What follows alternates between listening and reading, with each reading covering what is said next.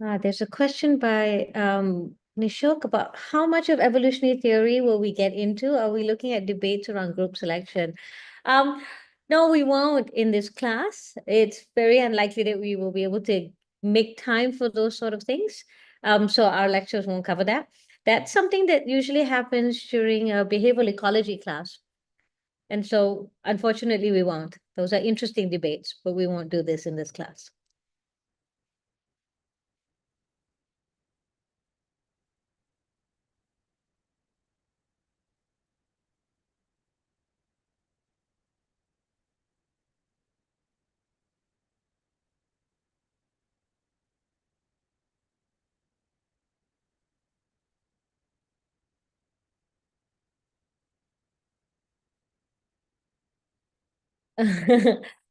Week 3 has started to get a little bit more mathematical. I can see your question there. That week 3 has been tougher. Um, the rest of the course will vary. Some weeks will be tougher than others. Some weeks, for some topics in ecology, the quantitative aspect is really important. So it will vary. There will be some lighter weeks coming up. Don't worry.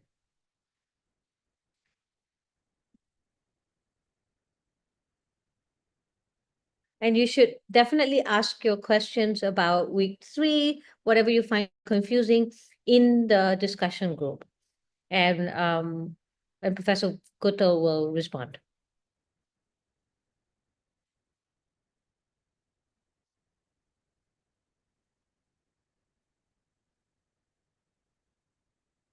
Yes, Nishok, your hand's raised.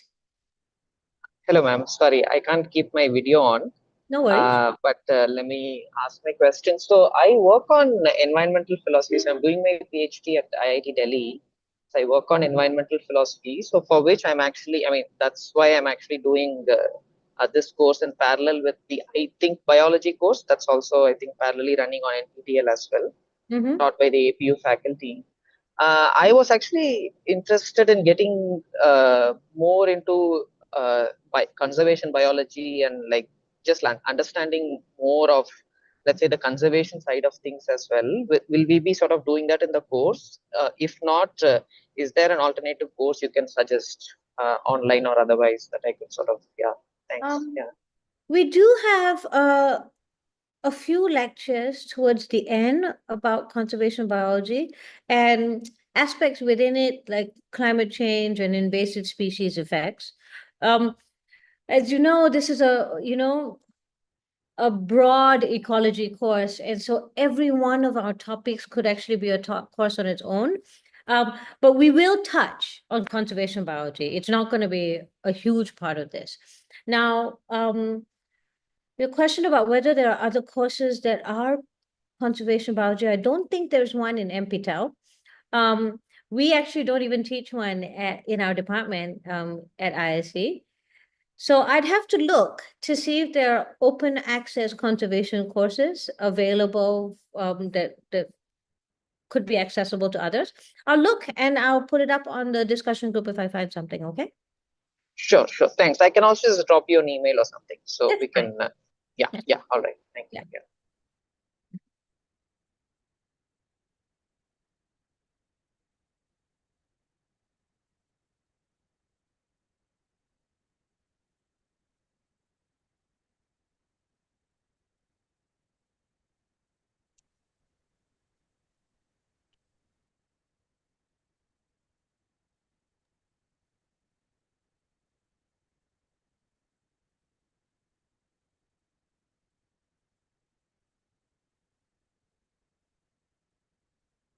Professor Kavita Ishran will join us very shortly. I've just received a message.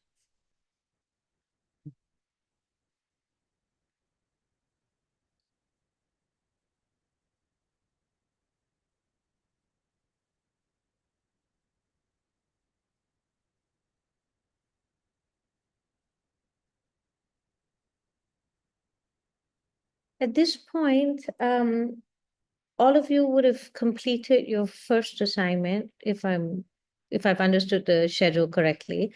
Were there any difficulties with that assignment? Do we have any questions related to that?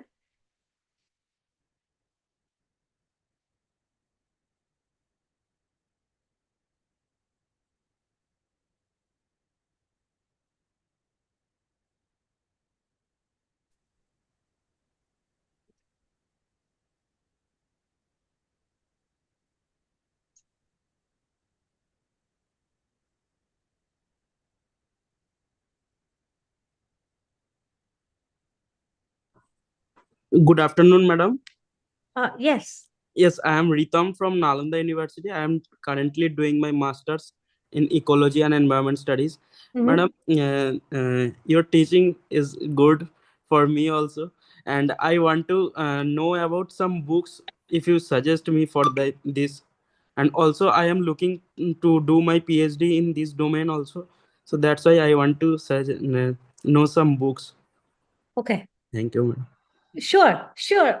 There are lots and lots of possible books um, for ecology alone, as well as behavioral ecology and then quantitative and conservation. What we can do is I will put on the discussion group by early next week a list of textbooks that are accessible.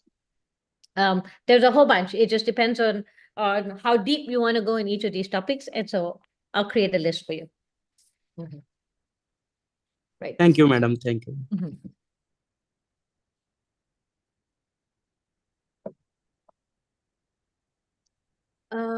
There was a question about, sorry, if I scroll up, about Müllerian mimicry. Okay. So I think everybody can see the chat, but I'll read out the question just in case. The question is, can I explain a bit more about Müllerian mimicry? Bates and mimicry makes sense, but why would toxic species have to mimic each other? The principle is actually the same. For all traits, including how you look, so colors and patterns, there's going to be variation in characteristics. So you've got, genetic variation that will result in some individuals, for example, being yellow and others being red. And you could have lots of different variation. Now, when we think of toxic species, trying to match their phenotype to their toxicity so that in predators, for example, can then just look at the color and know that the species is toxic, that's actually a really effective way to stay alive. So, for example, if you've got species that have evolved, like frogs that are poison dart frogs, for example, have always evolved these bright colors. And once predators learn that these bright colors means that the frog is toxic, they are less likely to eat them because birds that eat the poison dart frog will die, or they'll actually have an aversive reaction and spit the frog out. If you imagine in a population, the color red starts to become associated with toxicity. And predators learn that red means not palatable or I shouldn't eat this. If by chance other toxic species also converge on that same solution, it makes the learning more efficient. And so predators can use the pattern learning that they have for species A and apply it to the other species. And so then all species benefit. All the toxic species in the same species, in the same area that have similar color patterns, all benefit from each other because once a predator learns, then everybody who shares the same color or the same pattern are also safer than those who are toxic but have a different pattern that the predator hasn't learned yet. So that's why Müllerian mimicry works. The convergence of similar solutions to the same problem, which is I need to stay alive. How do I tell predators that I'm toxic?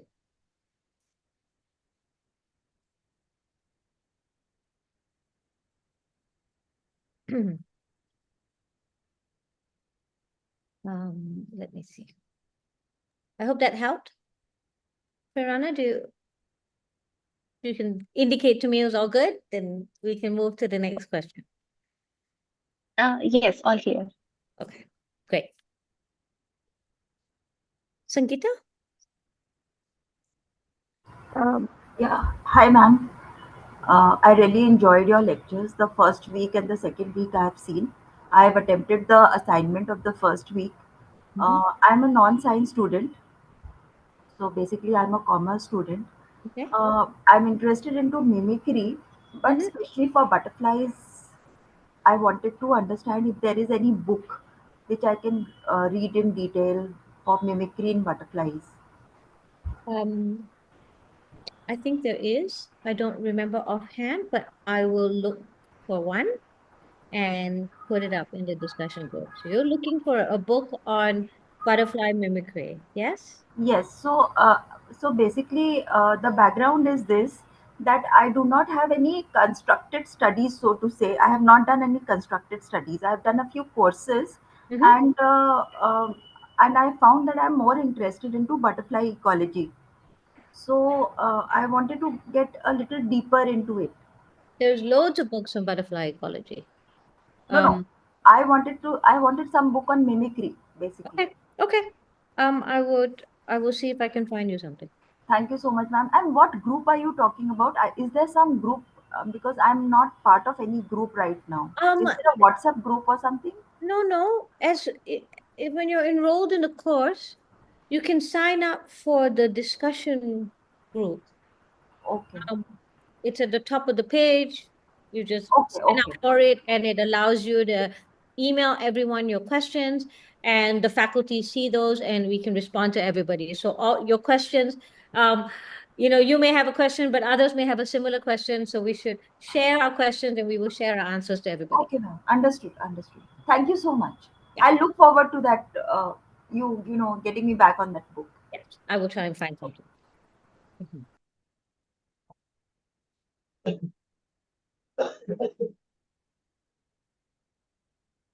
Uh, yes, go ahead.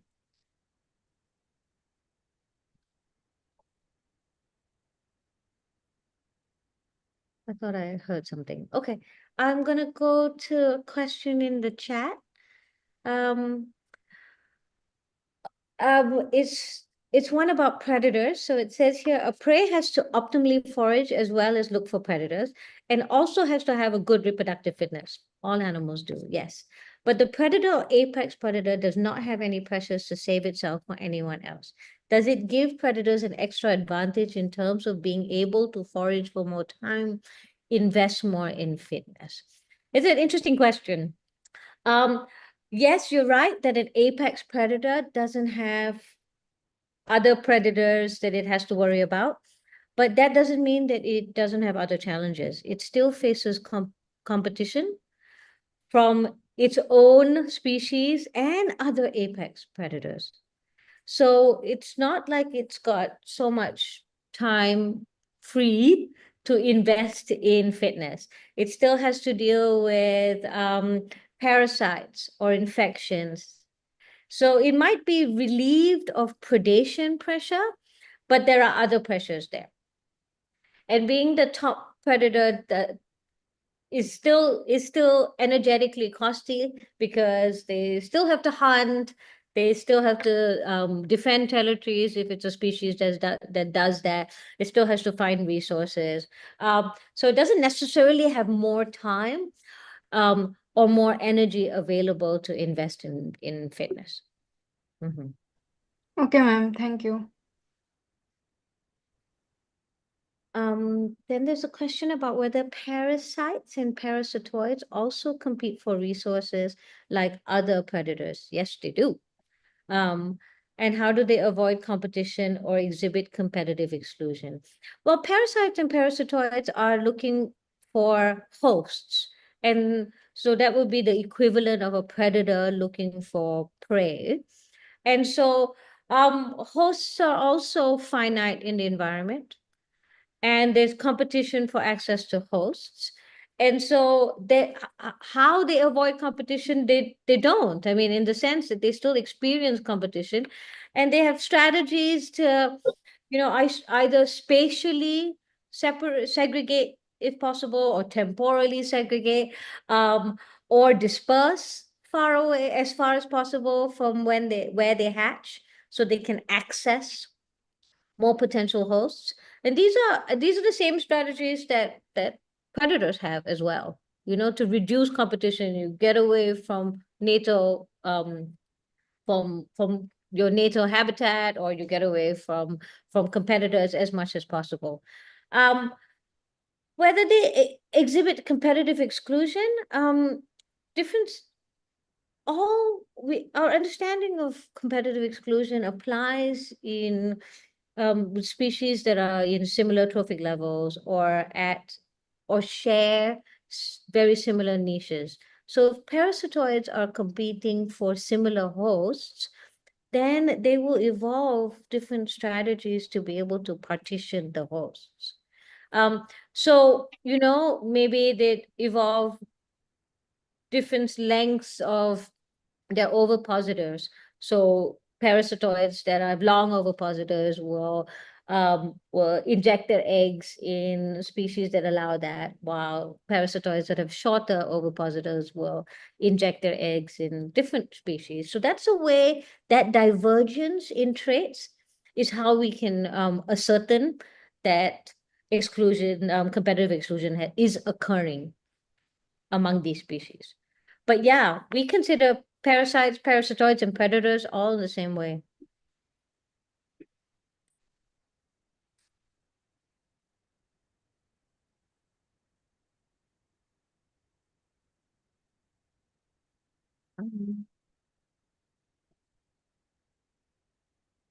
So there's a question about anti-predator behavior.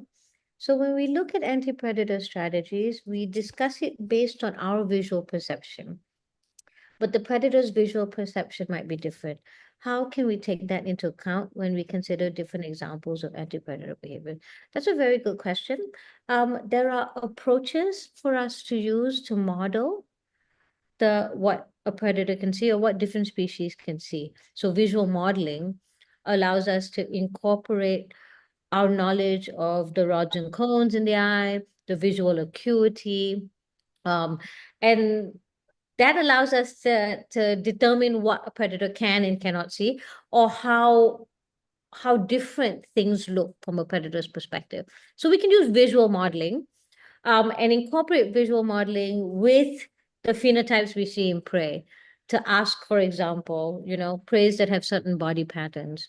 Can a predator tell that apart? And if the predator is a bird, if a predator is a mammal or a snake, how do their different visual systems perceive or detect these patterns? So we can use visual modeling to do that, and it's done rather regularly now. It's a simple approach. If we know enough about the eye, we can model what any species can see. We only talked about visual perception because it's easy to convey, but in the one lecture that you had from Rohini Balakrishnan, there are other sensory modalities as well. So, anti-predator strategies can include chemical strategies to make it harder for you to be detected in the environment, for example. And then we can ask a similar question, what can predators detect or not detect in the chemical field? So every modality needs to have signalers and receivers in there. So if the signaler is trying to be seen or not be seen, and the receiver is trying to find them, how is the evolution of both these sets of traits matching? So we can think about it like that. Okay, thank you. Mhm.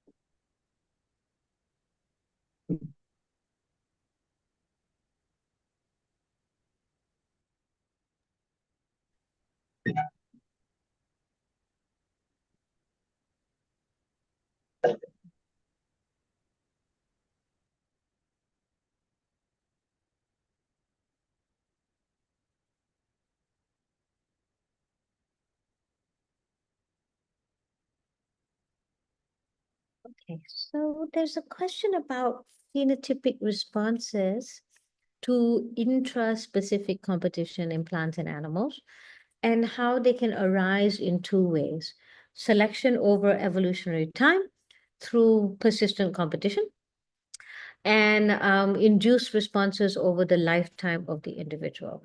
And the question is, what kind of traits for competitive advantage would arise from process 1 and process 2? So I remember asking this question. I'm just trying to remember what I taught you before that. So when we think about selection over evolutionary time and the kinds of traits that would yield, we can think of things like morphology, right?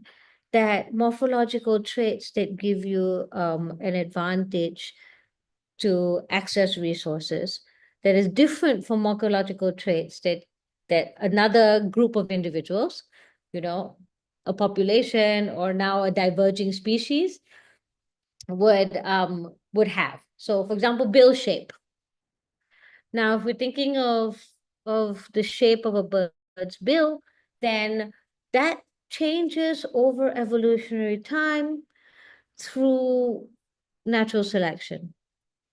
And so beaks that are shaped in a certain way that allow you to eat a certain seed would have an advantage if that seed is common, for example.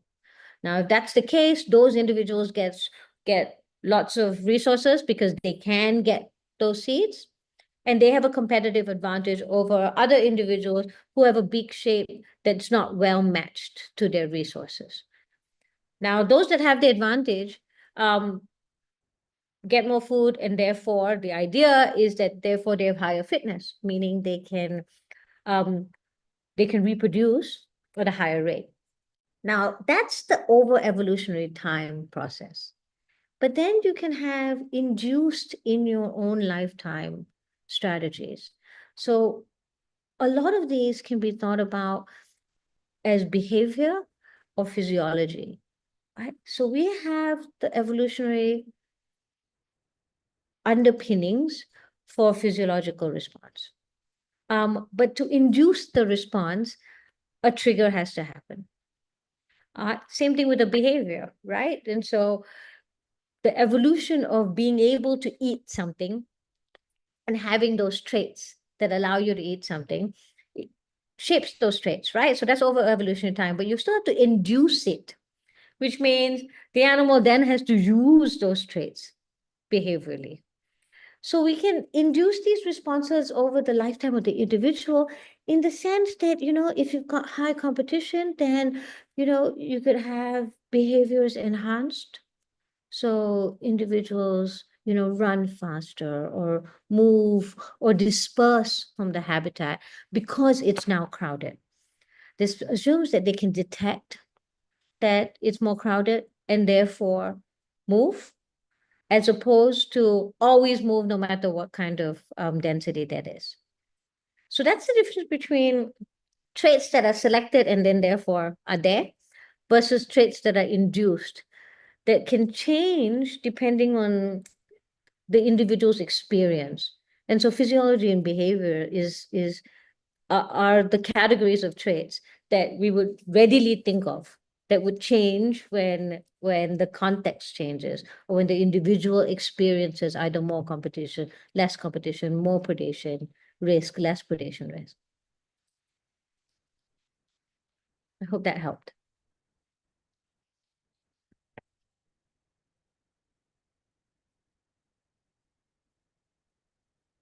I can see that Kavita Ishwaran is here as well. So if you have questions about the lectures you heard from her, please also ask that.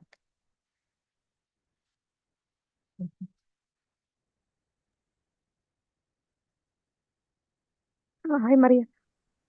So there will be like week 2 session too.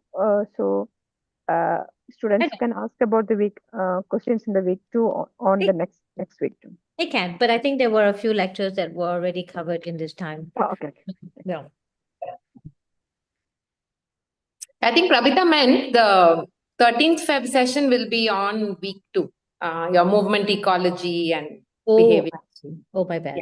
I understood now. Okay. Thanks, Kavita. But I think But one I'm here and happy to answer. um uh,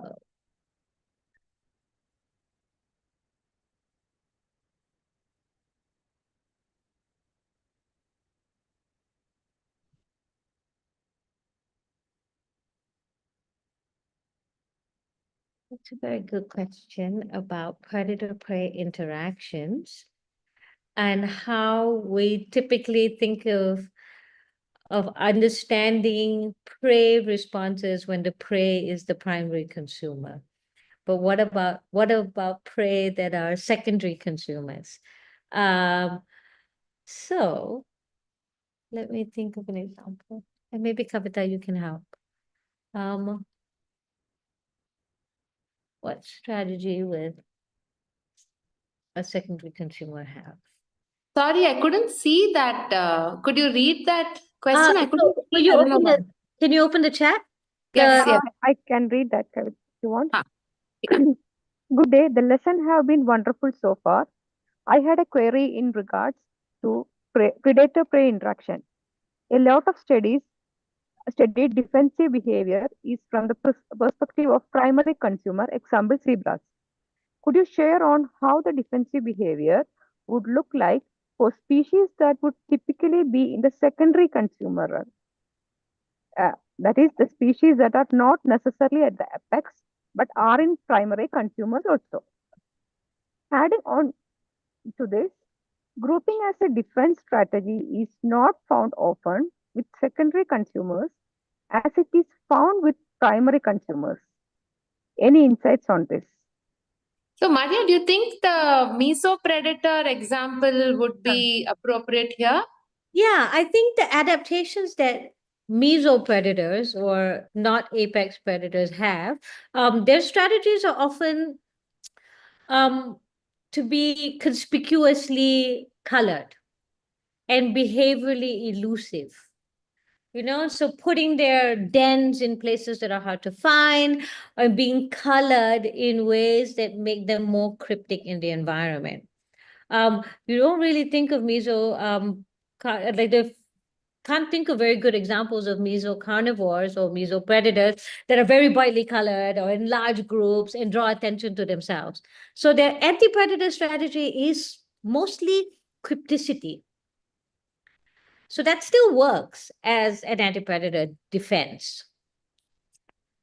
So if I could just add to that, I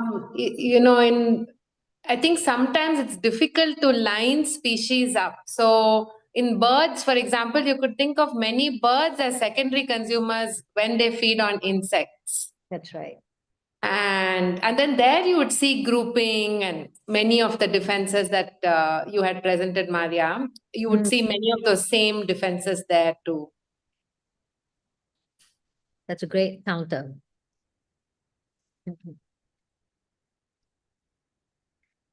Yeah, in the mammal context, then it seems clearer.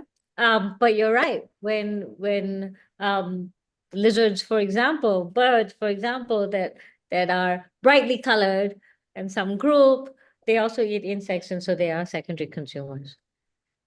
So a range of strategies is what we see, is what is required as well.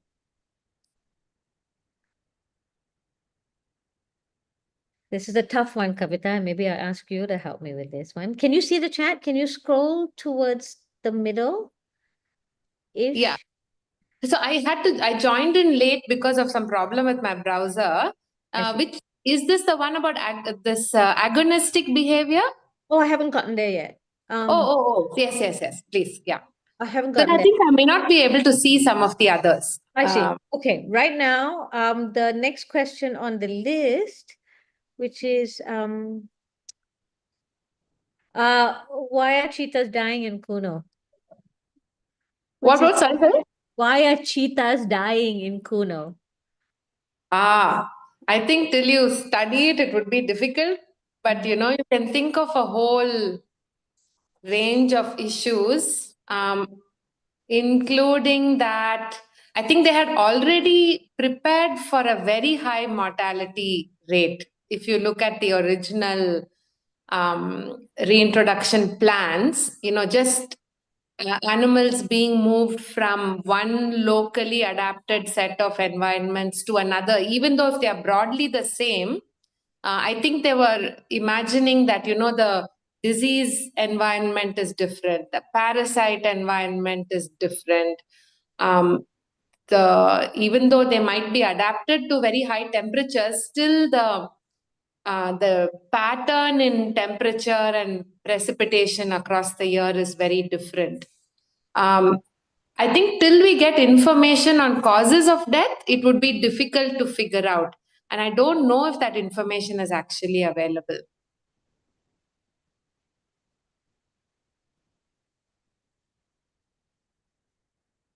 Let me read the next question out. It's about Müllerian mimicry.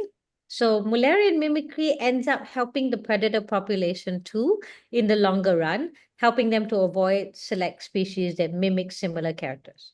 Batesian mimicry seems to largely help the prey species in particular. Is that just a product of their interactions with the primary aim being the benefit of the prey species? Or is this something that can lead to selection for Müllerian mimicry in nature? The beginning of your question, that one form of mimicry benefits the prey, but the other mostly benefits the predator. I think for both types of mimicry, both the prey and the predator benefit.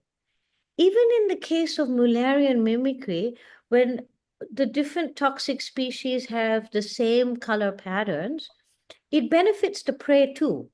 Because if they're all taking advantage of the fact that the predator has learned that that color means toxicity. And in doing so, the predator is less likely to attack them.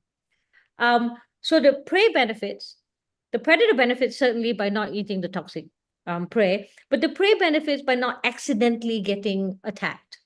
When if a predator does attack a Müllerian mimic, the predator can die, but so can that individual. So it benefits the mimic or all these toxic species as well as the predator. And that's the same for the Batesian mimicry. The Batesian mimicry, where you're not toxic, but you're mimicking a toxic species, certainly benefits the prey. And the predator is at a slight disadvantage here. But remember that predators are not eating only these things. Right? Predators have other food to also eat in the environment. And so just because the predator is now at a disadvantage because there are mimics that are not toxic in the environment and they're not eating it, doesn't mean that the predator is going hungry. There are other prey to eat. So in that context, in both those contexts, mimicry has evolved to benefit the mimic. In terms of increasing the survivorship of that mimic.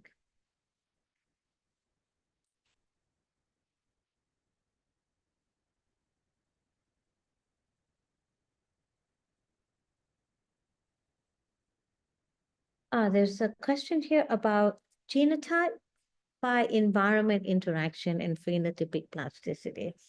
Yeah, this question was in the discussion group as well. How do we understand ecotypes in the context of genotype by environment and plasticity? Ecotypes are the same species that have different forms to utilize different aspects of the environment, so different niches in the environment. But ecotypes all share all the same, considered the same species.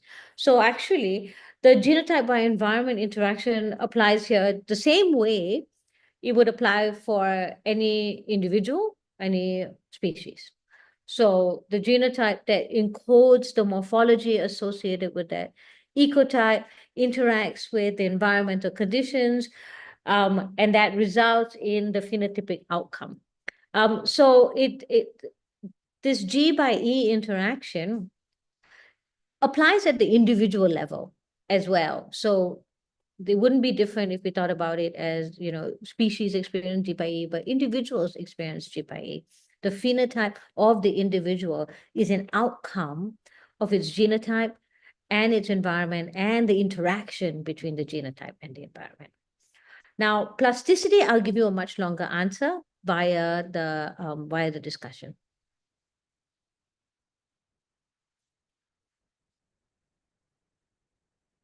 So Kavita, we're at the agonistic behavior section. So I'll give it to you.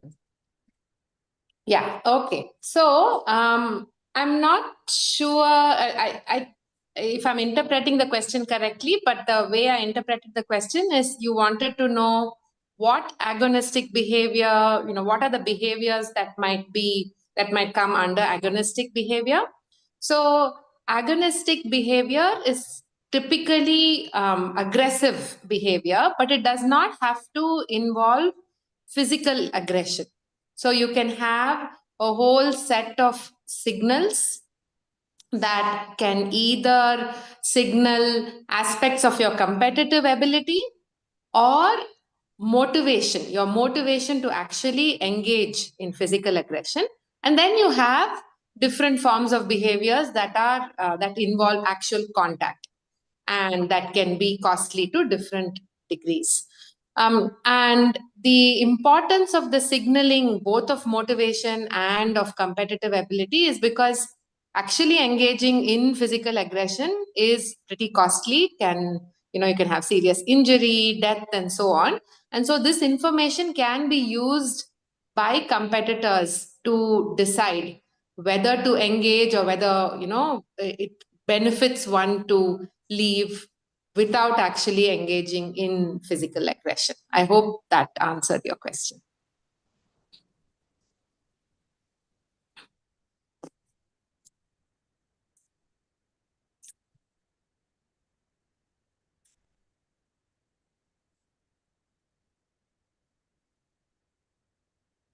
This is a tough question. I actually don't know the answer to this. Hi, ma'am. I had read a government report that there was a plan to unify the rivers to counter drought and floods.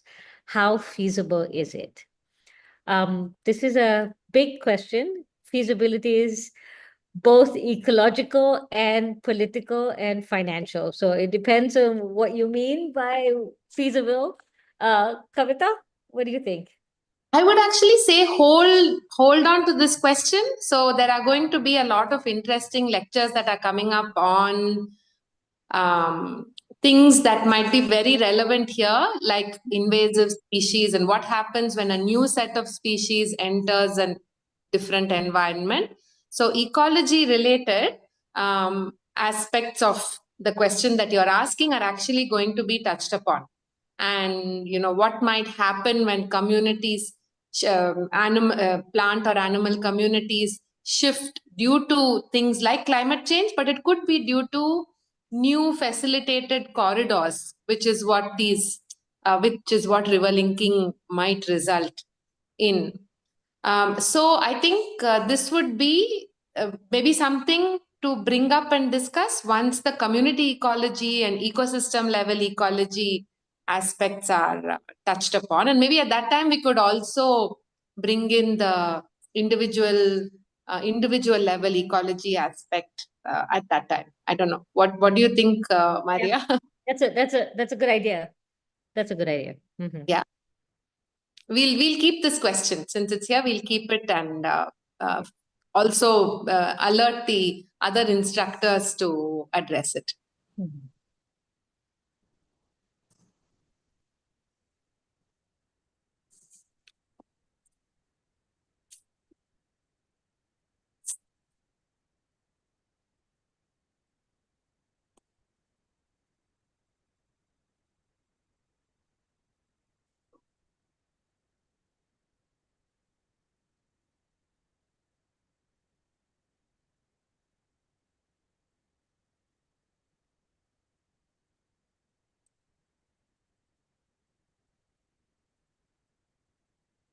I don't see any more questions in the chat at the moment.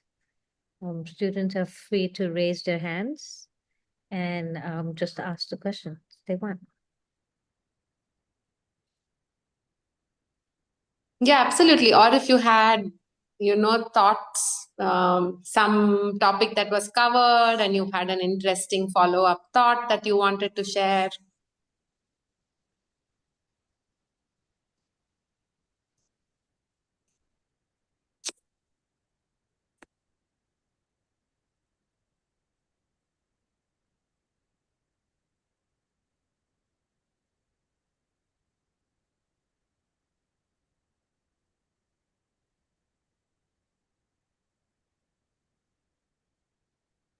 Yes, go ahead.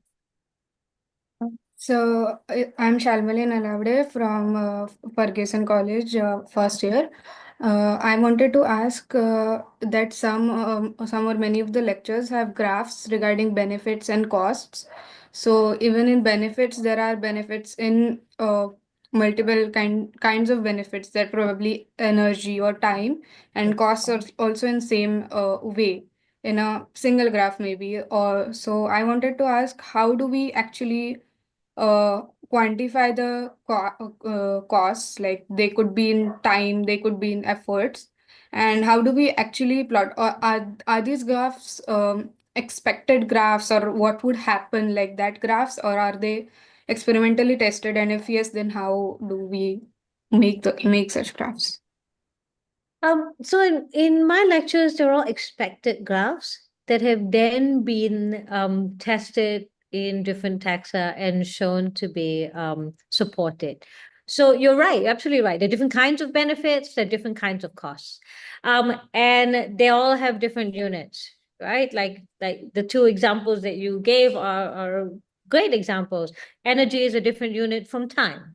And often when we do this, we try and measure the benefits and costs in the same axis, if possible, in the same element. So we're saying, what are the energetic benefits and the energetic costs associated with, with the behaviors that we're talking about here. Um, um, Other times we combine them, in ways that create indices that include both, energy and time. So some of the foraging examples that I had here, which is, how much time do you stay, was an energy time relationship. So so when we do it empirically, we can't actually measure all benefits and we can't measure all costs. And so it just depends on the kind of study, what we're interested and what we can, in fact, clearly measure. So I hope that helped.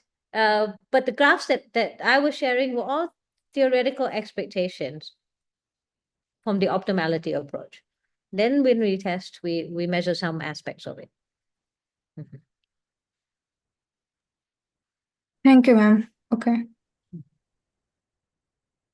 Mm.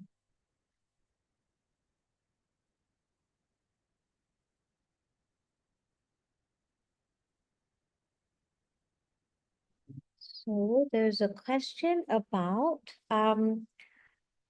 but one of the assignments. And so which example provides support for the observation that environmental conditions influence what phenotypes are expressed independently of the genotype? Okay. So in case of a forager's usual patch,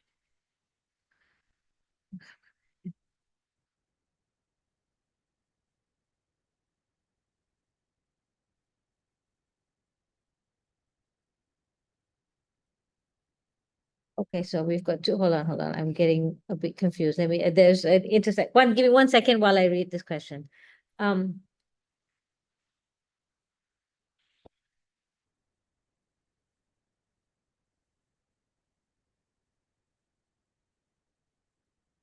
The question was environment E effects, no G. Okay, no genetic. All right. Mhm.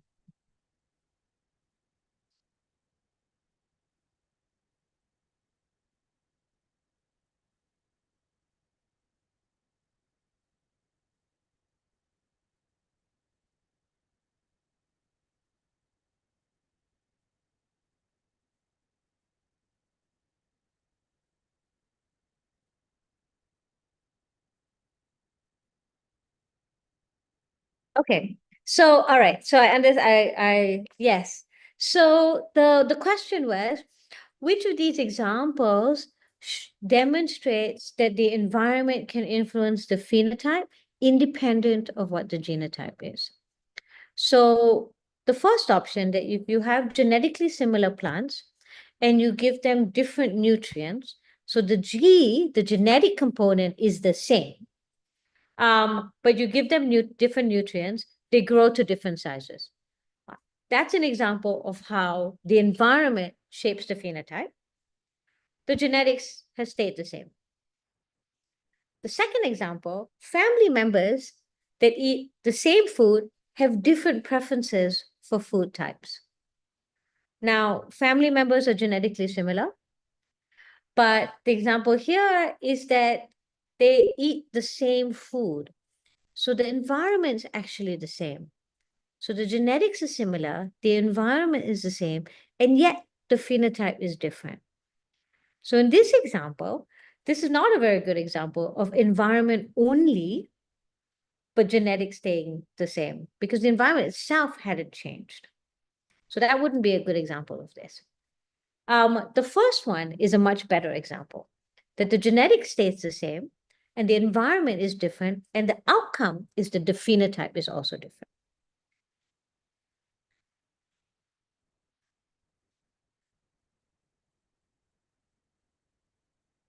Did that help?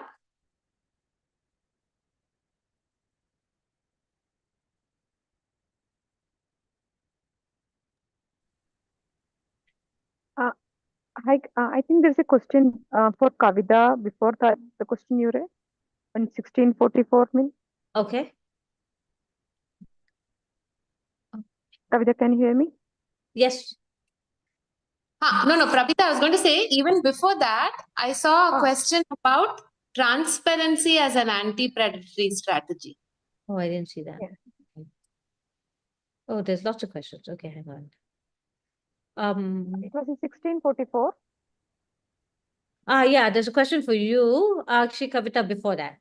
It says, I don't know if you can see this at 444.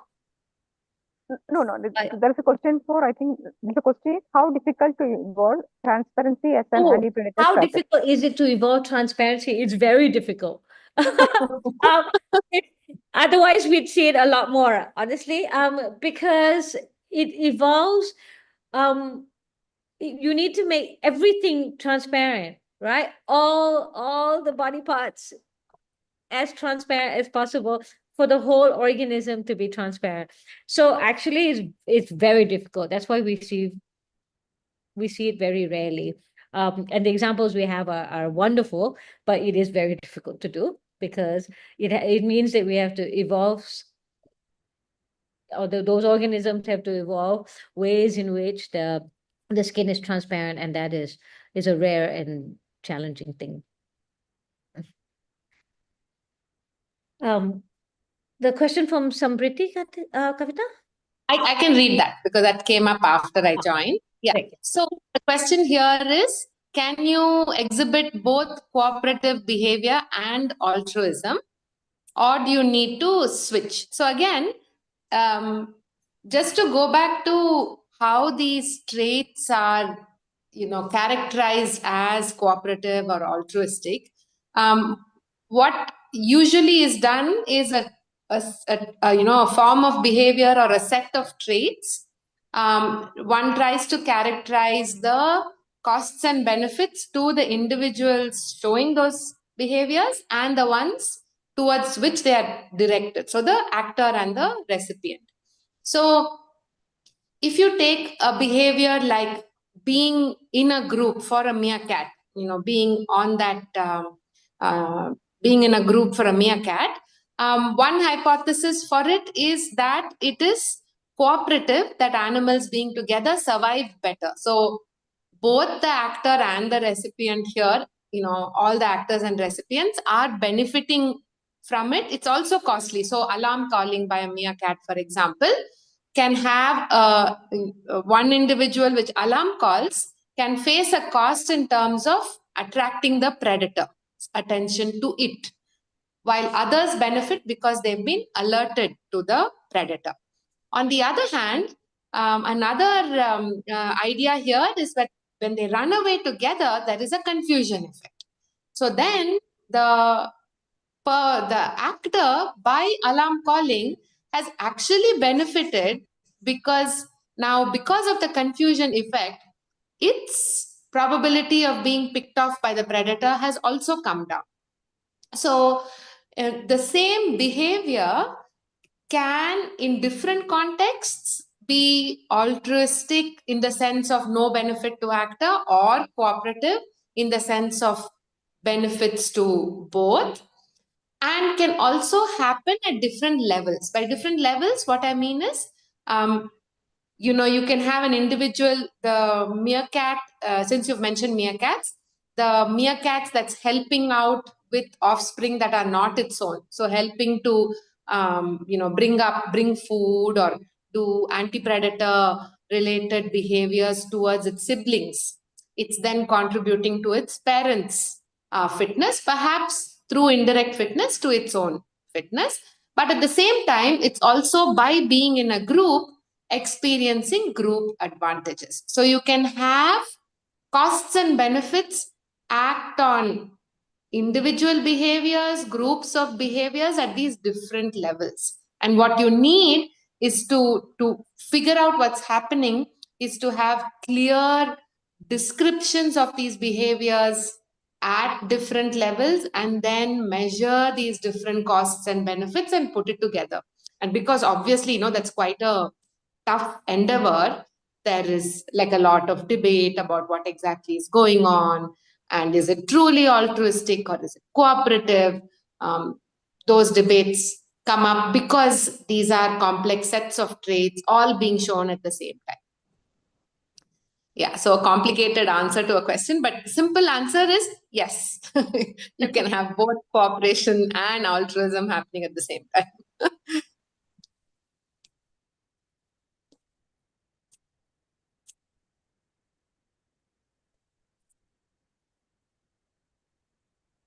Oh, there's one more. Well, actually, while you're talking about altruism, why don't you continue with that?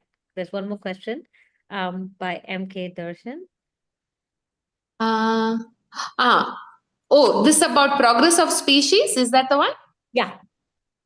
So again, if you remember, I think Maria covered this, that the natural selection is not operating at the level of species, right? Natural selection is, the individual is kind of the entity, where you have births and deaths and so on happen, but it's actually acting at an even kind of smaller scale at the level of the gene.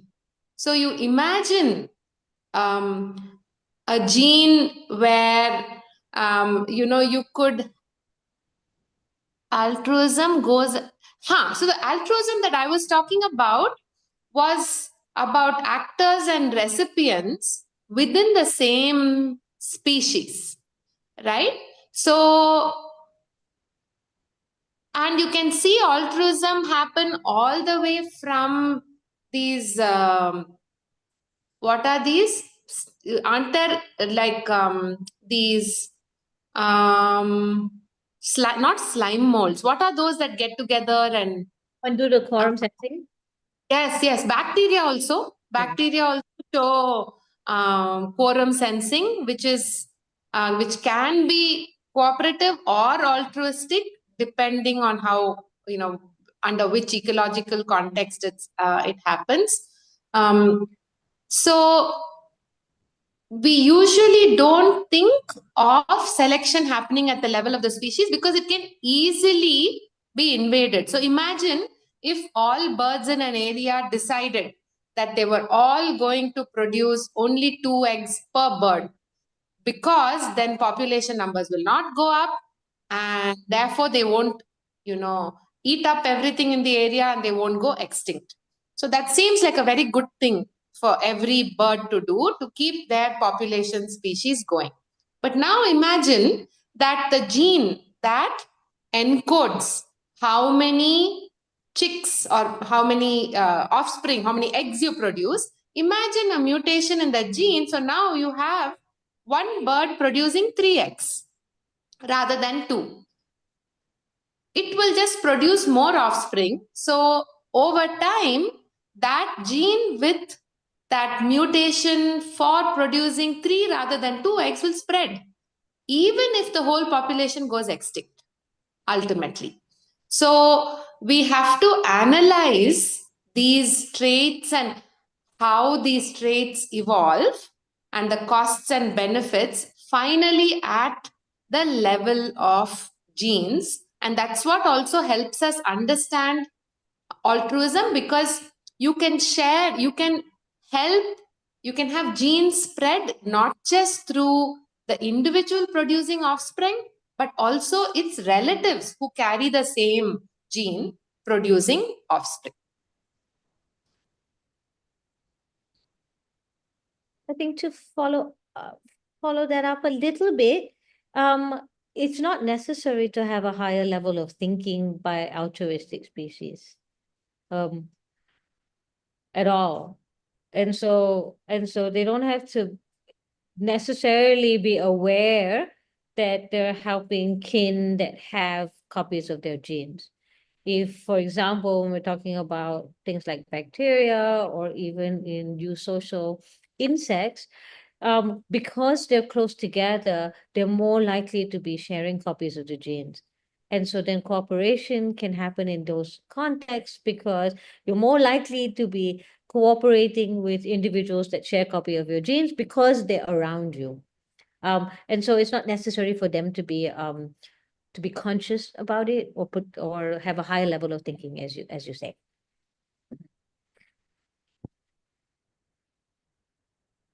Let me.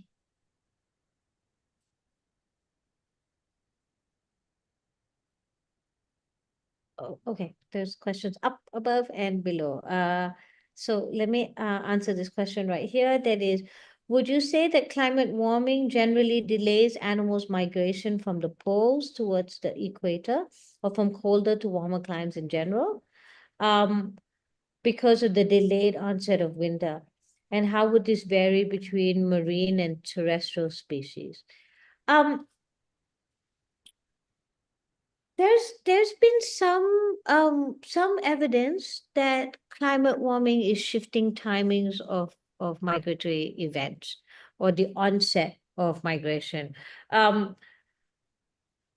I don't think it's always later. Actually, it's been a bit mixed. And so I wouldn't be able to say offhand here that because the world is getting warmer, individuals are delaying migration like across the board. It is a possible expectation now, and so we just have to measure more, keep track of more animals to understand what this outcome is going to be. How does this vary between marine and terrestrial species? I actually don't know. I'll have to look this up to see what the data says. With migration, it's not just temperature that's the trigger. It's time of year and solar patterns, and so it's more than just temperature. So I'll have to think about. I have to look and see what migratory patterns and how it's been shifting with climate change for marine organisms. Kavita, do you know of what the data? No. Yeah, not off the top of my head. I don't know, how one would, or even what one would expect for terrestrial versus marine, because I also don't know what climate warming does to currents and Exactly. And what the triggers are like for the onset of migration. And that varies also from taxa to taxa.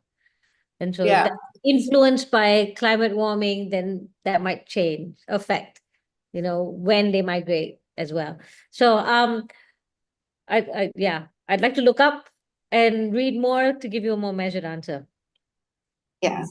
More informed answer. Yeah. Can I add something? Like, not the question, but so this is like we already reach our time like 5. So there is a question at 16:45. Can you go through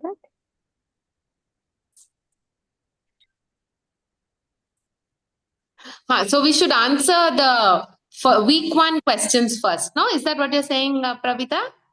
No, Okay. like we Yes, reached like yes. that. We missed that one. I see that. for Okay, so the question is, if in case of foragers, usual patch or prey or environment is destroyed and becomes very limited by anthropogenic activities, for example, does this mean that over evolutionary time, the forager's energy and fitness will decrease over it, having it because it's continuously choosing the poorer patch? Does it mean that smaller, weaker animals and smaller broods colonies in the future? Um, it depends on a few things. If we think about it at the individual level, and we draw from the optimum patch time, the marginal value theorem that I taught you, actually the individual can overcome this context you describe by foraging longer in a poor patch, right? So if an anthropogenic environment disturbs a patch where the resources are lower and the forager has to forage there, that individual, at the individual behavioral level, they can forage longer to get the necessary resources. So they may not, in fact, suffer a fitness consequence. If, however, as you describe here, it's destroyed and there's less resources accessible to foragers, then there are two possibilities. One, if that environment is truly no longer suitable to support the species that were there, then yes, you could lead to local extinction, right? They could actually not get enough food, not have enough offspring, and over evolutionary time, more and more individuals are unable to have enough offspring. And so the population numbers decline, and then that becomes even harder for that population. So that could happen. You could have local extinction happen. But you could if there's a possibility for foragers to leave that environment, then they can get themselves out of that circumstance. So if you can think about the dispersal lectures, and if foragers are able to assess the quality of the patch and leave poor patches to find suitable patches, then in fact, individuals can avoid the situation. And so dispersal is one way by which they can maintain and therefore not go locally extinct. But if there is a decline of individual fitness and that continues from generation to generation, then yes, you end up with very small populations or local extinction. Or one other scenario is that they could, if there's enough genetic variation in the population itself that's experiencing this poor habitat, that allows them to still utilize the environment efficiently, those individuals are likely to outcompete other individuals of their population that are unable to cope with the anthropogenic disturbance. And so they may not go extinct and their fitness may not be lower. It just might lead to divergence of alternate strategies. And this is evolutionary adaptation in a new context. The context here is an anthropogenically disturbed environment. So that's the third possibility.